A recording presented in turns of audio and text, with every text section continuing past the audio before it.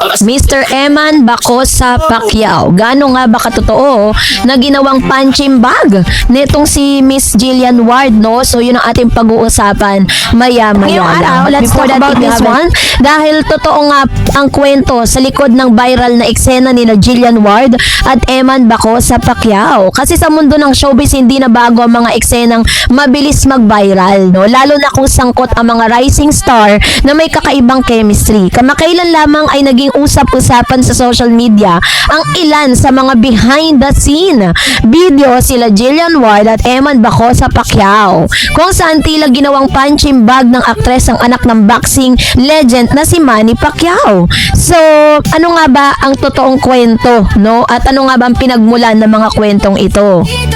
Pero ang tanong nga ng marami, ano nga ba ang pinagmulan ng viral na moment na ito? Ayon po sa naturang eksena, nagmula sa set ng action drama series ng Never Say Die na kung saan ay parehong bahagi ng cast na Jillian Ward at Eman Bacosa. Sa naturang video, makikita na nasa loob sila ng boxing ring habang nagsasanay para sa isang fight scene. Si Jillian na may suot ng boxing gloves ay inutusan na suntukin si Eman. My God, sa balikat bilang bahagi ng choreography. Si Eman naman ay kalmadong tumayo habang tanggapin ang mga suntok bilang bahagi ng rehearsal. Ngunit, sa halip na maging seryosong eksena nga, ay nauwi ito sa isang masayang interaction sa pagitan ng dalawa. Sa gitna ng ensayo, mapapansin na tila inilalabas si Jillian ang kanyang energy sa bawat suntok. Ayon pa sa kanya, ay ginawa niya parang stress ang relief kaya simpleng pag-arte lamang. Hindi rin nagpahuli si Eman ng pabirong nagsabi na huwag masyadong lakasan ng suntok. Sa huli ay imbes na magtapos ang aksyon, nauwi ang eksena sa sayawan at tawanan. Isang patunay na gaan ng samahan nila sa set, 'di ba? So ito yung nagpapatunay na talagang ito na yung wish ni Miss Jillian Ward na pag nakasama niya si Eman, talagang magiging ganito yung resulta. Happy sila, 'di ba? At isa yan sa mga masasabi natin na magaan lang yung bawat eksena na magkasama silang dalawa. Pinapatunayan lang dito na talagang sobrang inspired si Jillian at si Eman sa mga ginagawa nila sa ngayon.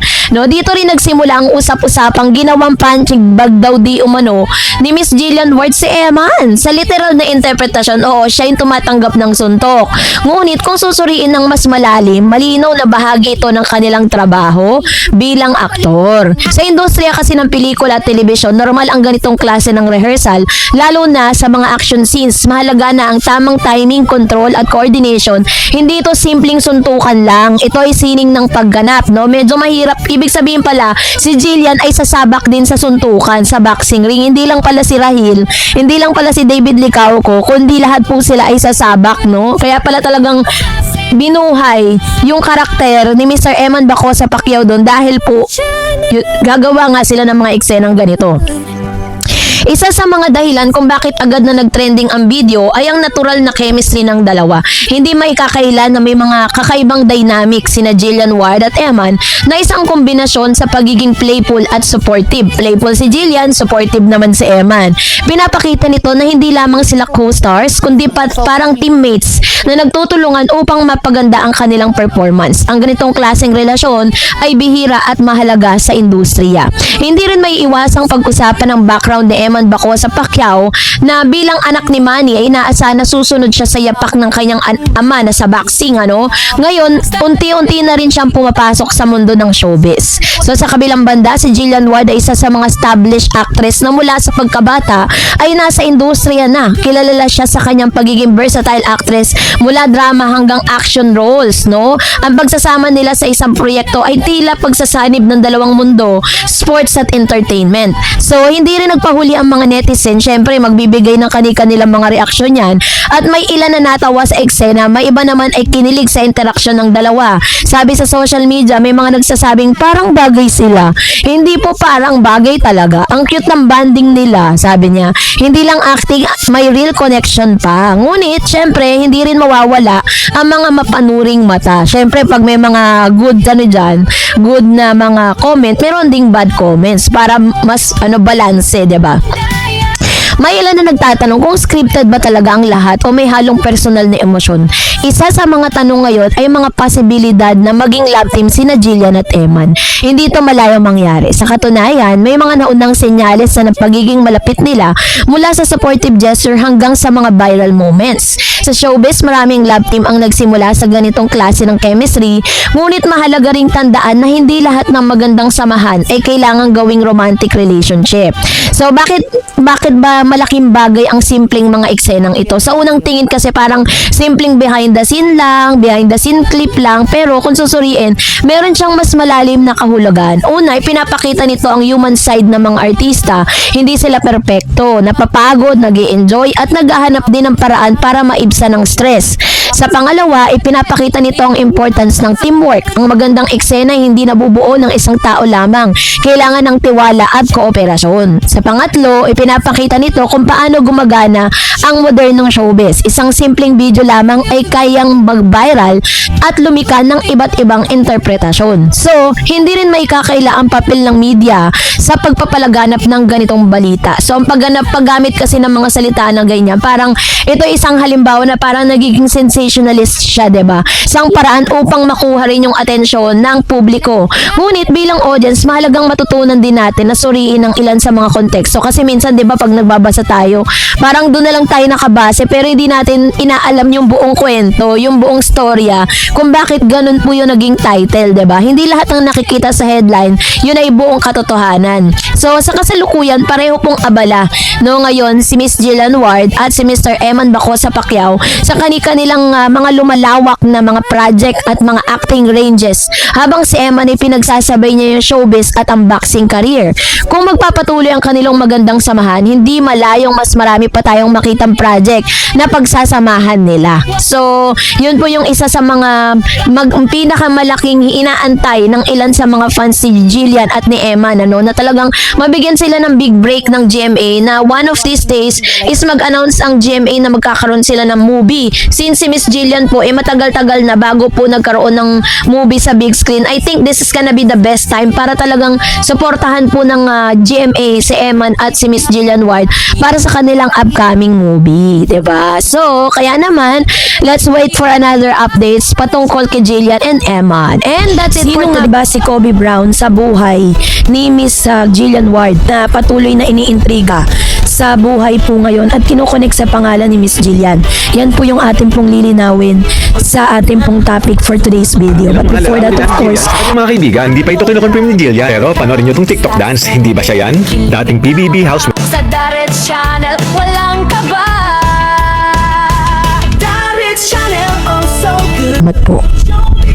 At ngayong araw, alam natin na sa mundo po ng showbiz industry, hindi na po bago yung mga intriga, lalo na kung ang sangkot ay ang mga sikat na personalidad. Dahil kamakailan lamang ay naging usap-usapan sa social media ang umano'y issue na nauugnay kina Jillian Ward at Kobe Brown. Maraming netizen ang naglabas ng kanilang opinion, habang ang iba naman ay agad na nag-usga kahit kulang pa ang detalye. Ngunit ano nga ba ang tunay nangyari at gaano katotoo ang kumakalat na balita? Nagsimula ang issue sa social media kung saan may mga netizen na napansin ang umano'y koneksyon ni Jillian at Kobe. May ilang screenshot, komento at haka-hakang kumalat na agad na pinaniniwalaan ng ilan. Sa panahon ngayon, sapat na ang isang post kahit simpleng interaction online upang magdulot ng malaking issue. Hindi na kailangan ng kumpirmasyon. Isang viral na content lang ay sapat na para magliyab agad ang usapan, no? Dahil meron silang nag-viral na mga videos na agad po na nag-speculate na si Miss Jillian Ward ang naging dahilan ng breakup ng girlfriend ni Kobe Brown at saka yung kanyang karelasyon. So sa kaso ni na Jillian at Kobe, walang malinaw na ebidensya na nagpapatunay ng anumang romantikong ugnayan sa kontrobersya. Gayunpaman, dahil sa lakas ng social media, mabilis itong naging trending topic. Hindi may iwasan ng ganitong klase ng issue ay magdulot ng magkakaibang reaksyon mula sa publiko. May mga naniniwala, no, na talagang ito po ay pinakaalat, no, at naging maingat noong mga netizen na hindi basta-basta para sa kanila ang mahalagang opinyon at pahayag mula sa mga taong sangkot bago magbigay ng kanilang mga opinyon. So, ayon po sa matagal ng kilalang actress bilang profesional, sa kanyang mga imahe. So, sa kabilang banda, may mga maingat din, no? Talagang grabe po yung kanilang pagtatanggol para po kay Jillian. So, para lang po sa katahimikan ng lahat, si Kobe Brown, sino ba siya? Samantalang si Kobe Brown naman ay nananatiling tahimik sa gitna ng kontrobersya. Wala siyang inilalabas sa payag upang kumpirmahin o pabulaanan ang kumakalat na balita. Ang ganitong pananahimik ay maaaring magdulot ng dalawang interpretasyon. Pag-iwas sa gulo, maaaring ayaw lang niyang palakihin ng issue or strategic silence or posibleng pinipili niyang huwag magsalita upang hindi na lalo pang umugong ang usapin.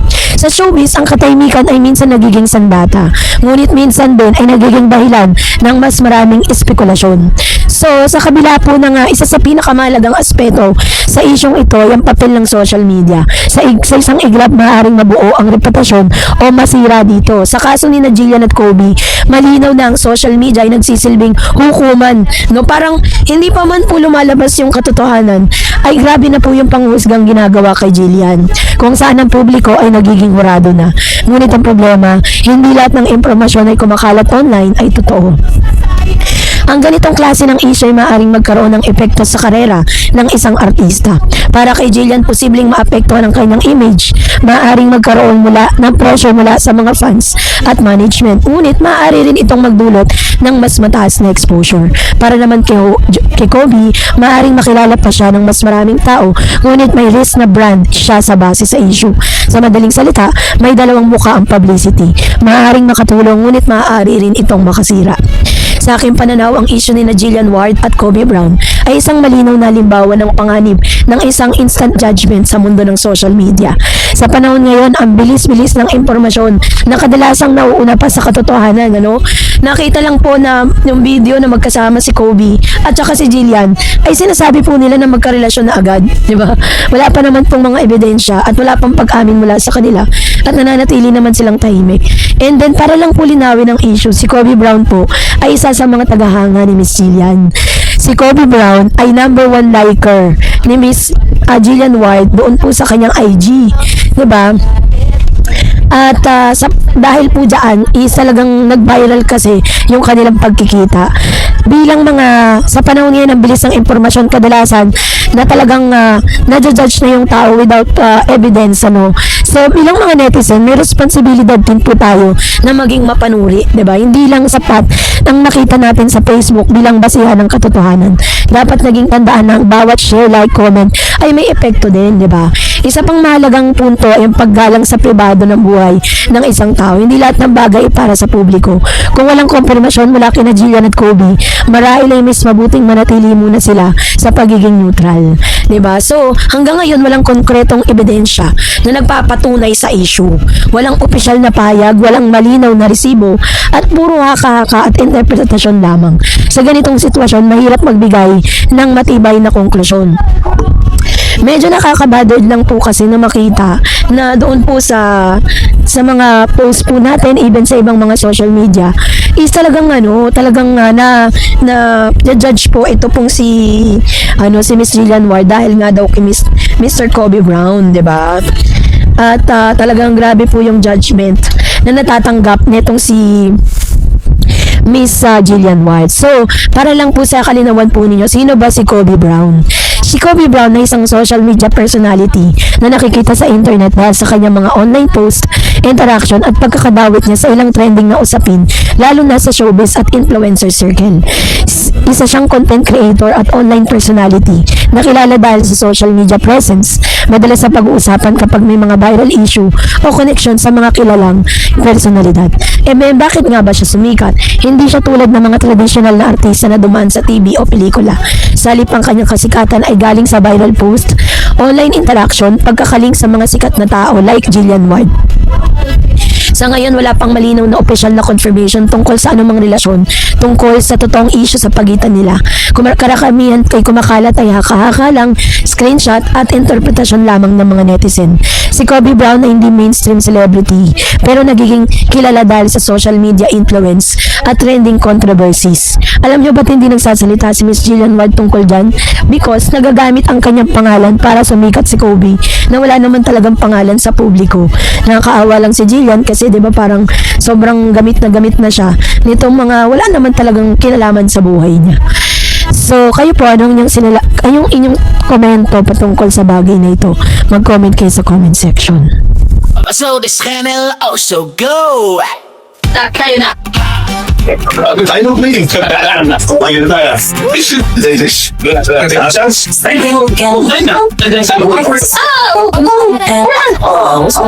Sa darating Mommy, it's alright.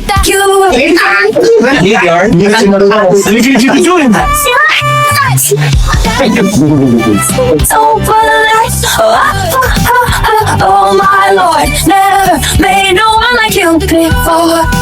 So, ang video po na inyong napanood ay ilan sa mga behind the scene videos and photos po na inilabas ng GMA patungkol kay Jillian White and Eman Baco sa Pacquiao, kung saan nagulat nga si Mr. Eman at hindi siya nakapag-focus nung sinabi ni Miss Jillian na tayo na. Ayan, so kaya naman alam ko isa rin po kayo sa mga nakangiti at kinikilig habang pinapanood ang behind the scene videos na ito. So, walang boses. So dahil dito ay talaga naman pinag-usapan muli si Jillian at saka si Eman dahil sa mga ganap na ito na talagang hindi natin maiiwasan na marami ang sumaya dahil ito ay nagbibigay ng liwanag sa tunay na estado ng kanilang relationship. Pero mas lalo pong kinakiligan ito pong si Miss Jillian White matapos na i-address si Mr. Eman Baco sa Pacquiao bilang special someone. So yun yung ating pag-uusapan ngayon. But before that, if you haven't subscribed yet to my YouTube channel, please don't forget to like, share, and subscribe at hit mo na rin ang notification bell for more showbiz updates. So ngayon, let's talk about this one dahil sa mundo ng showbiz kung saan halos lahat ng galaw ng mga artista talaga namang sinusubaybayan. So kakaiba kasi yung paninindigan ni Jillian White pagdating sa kanyang personal na buhay, lalo na sa usaping pag-ibig. Sa isang artikulo mula sa Rimate Online, muling napag-usapan ang pagiging pribado ng aktres pagdating sa kanyang love life. Isang bagay na tila lalong nagpainit sa kuryosidad ng publiko. Ayon sa ulat, kahit anong pilit ng media at fans, hindi pa rin tuwirang inaamin ni Jillian kung may relasyon na o may relasyon na nga ba sila ni Eman Baco sa Pacquiao. Sa halip, ang tanging kompirmasyon lamang na kanyang binibigay ay ang pagkakaroon niya ng isang special someone. Para sa marami, sapat na ito na indikasyon na may namumuo ng relasyon between Jillian White and Eman Baco sa Pacquiao. Ngunit sa estilo ni Jillian, tila may hangganan sa kanyang pagbubunyag. Hindi siya ang tipo ng artista na agad-agad naglalatag ng mga detalye tungkol sa kanyang damdamin o relasyon sa publiko. Mutual feelings pero may pag-iingat. Isa sa pinakakapansin-pansin bahagi ng artikulo ay ang paglilinaw ni Jillian na hindi one way ang nararamdaman. Pag sinabi kasing one way, isa lang yung talagang nagmamahal at yung isa ay tagamasid lang. So, ayon sa kanya, parehong may pagtingin ang dalawang panig. Isang malinaw na indikasyon na may special na koneksyon nga. Gayunman pa man, sa kabila ng mutual na damdamin, pinipili pa rin niyang manatiling tahimik tungkol sa tunay na estado ng kanilang relationship. Ito ang nagpapakita ng maturity at control ni Jillian sa kanyang imahe bilang isang artista. Hindi man niya direktang kinumpirmang relasyon, naging bukas naman si Jillian sa pagbabahagi ng kanyang standards pagdating sa lalaki. Ilan sa mga katangiang binanggit niya ay ang God-fearing, family-oriented, honest sa sarili, may paninindigan, masipag o hardworking. Ang mga katangiang ito ay nagpapakita na hindi basta-basta ang pagpili ni Jillian ng taong papasukin niya sa kanyang buhay. Hindi lang ito tungkol sa kilig o atraksyon, may lalim at prinsipyo ang kanyang batayan. So, sa isang, si Miss Jillian po ay nagpakita ng isang, kumaga meron siyang paninindigan sa kanyang mga sinasabi. Sa murang edad pa niya, kapansin-pansin ang maturity ni Jillian. Hindi siya padalos-dalos sa pag-ibig at tila mas inuuna niya ang kanyang career at personal growth. Sa katunayan, nabanggit pa sa artikulo na bunga ng kanyang kasipagan at nakapagpundar na siya ng mga mamahaling sasakyan. Isang patunay ang kanyang sipag at dedikasyon. Ito rin marahil ang dahilan kung bakit mataas ang kanyang standards pagdating sa lalaki. Hindi niya kailangan ng partner para mabuo ang kanyang sarili, kundi isang makakasabay sa kanyang ambisyon at prinsipyo. So go! So dahil dito, tama nga bang itago ni Jillian Ward ang kanyang love life sa panahon ng social media? Sa panahon ngayon kung saan uso ang hard launch, couple goals at public displays of affections sa social media, kakaiba ang approach ni Jillian Ward. At dito pumapasok ang tanong, tama bang itago ang love life? Sa aking pananaw, mas may malaking halaga ang privacy, lalo na sa industriya ng showbiz. Ang pagiging pribado ni Jillian ay hindi kahinaan, kundi isang anyo ng kontrol sa kanyang personal na buhay. Hindi lahat ng bagay ay kailangang ibahagi sa publiko. Sa katunayan, mas tumatagal ang isang relasyon kapag hindi ito masyadong pinapakialaman ng ibang tao, di ba? So dahil dito, nagkaroon po ng ano ba yung intriga versus ano yung katotohanan. Kapag nagsasalita ang isang artista, mas lalo itong nagiging sentro ng intriga. Ngunit kung isipin, may mga kakaibo nga lamang ng kakulangan ng impormasyon. Kung tutuusin, walang obligasyon si Jillian na ipaliwanag ang kanyang relasyon sa publiko. Ang kanyang trabaho ay umarte, hindi magbigay ng detalye sa kanyang personal na buhay. Which is true. Di ba, hindi naman talaga niya obligasyon na magpaliwanag sa atin o ilabas kung ano man yung personal na buhay niya. Kapag hindi nagsalita ang isang artista, mas lalo itong nagiging sentro ng intriga. Ngunit kung isipin, mga kakaibo nga lamang ng kakulangan ng impormasyon. Kung tutuusin nga, ay talagang yung kanyang personal na buhay ay hindi niya dapat inilalatag sa publiko, 'di ba? Pero dahil nga dahil public figure po sila, hindi may iwasan na may mga ganung bagay. Ang isa sa mga kapansin-pansin ay maturity ni Jillian sa paghawak ng kanyang emosyon. Hindi siya nagpapabala sa pressure ng fans o media, sa halip pinipili niyang protektahan ang kung ano ang mahalaga sa kanya. Sa edad niya, bihirang ganitong klase ng pag-iisip. Marami ang agad na nagpapadala sa hype at validation ng social media. Ngunit si Jillian ay tila mas pinipili ang tahimik ngunit tunay na kaligayahan. So kay Emma naman, hindi may iwasan na mapunta ang usapan kay Eman Baco sa Pacquiao na madalas na inuugnay kay Jillian. Mga senyalas na something more. Meron silang tinatawag na mutual na pag-amin ng crush madalas sa pagkakaugnay sa balita at ang pagiging consistent ng pangalan ni Eman sa usapin. Gayun naman, walang konkretong kumpirmasyon mula sa dalawa. Kaya nananatili itong isang open secret sa mundo ng showbiz.